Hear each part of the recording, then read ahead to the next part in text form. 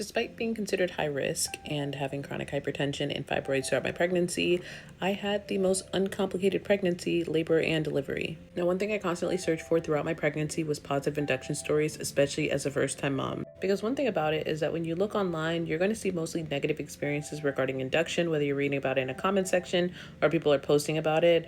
And I wanted reassurance that I could still have an induction that could lead to a beautiful birth experience. And for me, that's exactly what happened. Now, this was my first full-term pregnancy, my first delivery, and my first baby. And I delivered a perfectly healthy 6-pound baby girl. I only pushed for 13 minutes and we were discharged just 24 hours later.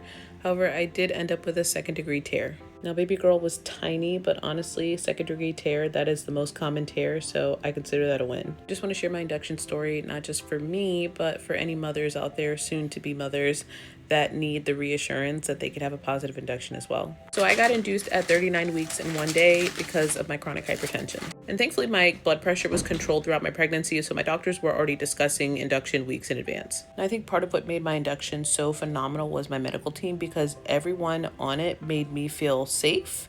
They made me feel cared for and well-informed throughout the entire experience. And I also apparently went into my induction completely delusional, thinking that I was like 3 or 4 centimeters dilated. When I got to the hospital, the doctor was like, yeah, you're like half a centimeter dilated. So after I get checked in, after they do intake, they get me hooked up to all the machines and monitoring, they decide to administer Cytotec as the first step.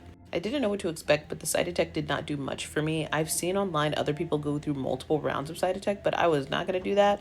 So then I just moved on to the Foley balloon. Now, I was personally nervous about the Foley balloon because the nurse had talked to me, telling me, okay, it does hurt people a little bit. Some people, it does hurt a little bit more.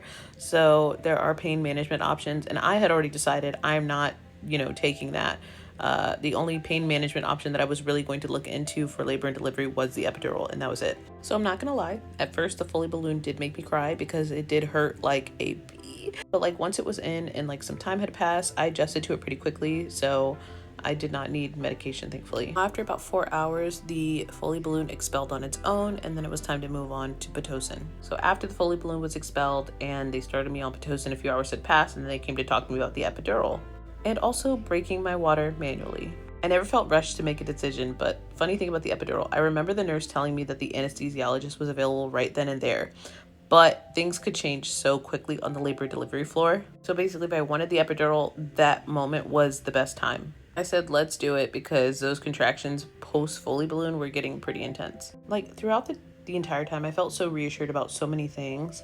I told my nurse about a worry that I had about like amniotic fluid getting into the bloodstream. I know there's a medical term for it, but I don't remember what it was. And she told me, she was like, oh, well, that actually happens around the time that, we would be breaking your water, and it would usually happen within seconds or minutes around this time. But if it does happen, you're in the best place for it to happen, but it's not going to happen. So when I tell y'all that I had no clue that that's how that worked, I thought that it happened like when you were pushing out the baby. So I brought it up at the perfect time. Also, shout out to Dr. Navaz. She did my cervical check after all of this stuff had been done. And after another doctor came in and said that I was not past 3 centimeters, she came in a few minutes later and she was like, actually, you're about 4 centimeters. And this is also the same doctor that delivered my baby, and I loved her. Now, a few hours later, I had gotten past about 6 centimeters, and the nurses were like, once you get past 6, that's when the real party starts. And at this point, we started doing position changes and peanut ball exercises. And honestly, the peanut ball was probably my least favorite because it was so uncomfortable for me. And apparently my baby girl agreed, because her heart rate started to slow down at one point when I was doing some of those peanut ball exercises. So the nurse quickly took it away and it was like, oh, no, we're not going to do that anymore. Thankfully, though, my labor was progressing really well on its own. I also had a Foley catheter placed because I got the epidural, so I wasn't using the bathroom on my own at that point. I also remember the nurses checking how numb I was by pressing different parts of my leg and being like, can you feel this? Can you feel this? And I was definitely very numb. And then once midnight hit on that Saturday, it officially became my birthday, and that's when it also hit me. I'm going to have my daughter on my birthday. Around 3 hours after midnight, I started to feel more pressure. Doctors and nurses started rushing in the room, and they were like, it is time. So I started pushing, and thankfully it was nowhere near as scary as I thought it was going to be. I pushed for 13 minutes from 3:04 a.m. to 3:17 a.m. And at 3:17 a.m. on April 25th, 2026, my daughter was born on my birthday. One thing that I thought was really special was while I was pushing, my medical team encouraged me to feel my baby's head. They were like, you're right there, feel her head. And I could literally feel her hair.